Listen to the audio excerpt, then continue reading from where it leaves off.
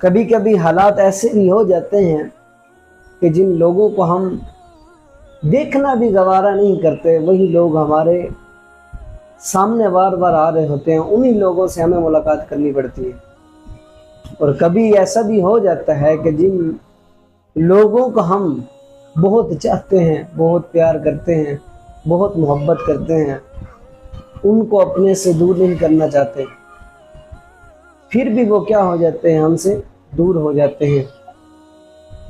तो इस सिचुएशन के अंदर खुद को बदनसीब कहना या अपने नसीब से लड़ना, ये कोई अक्लमंदी का काम नहीं है।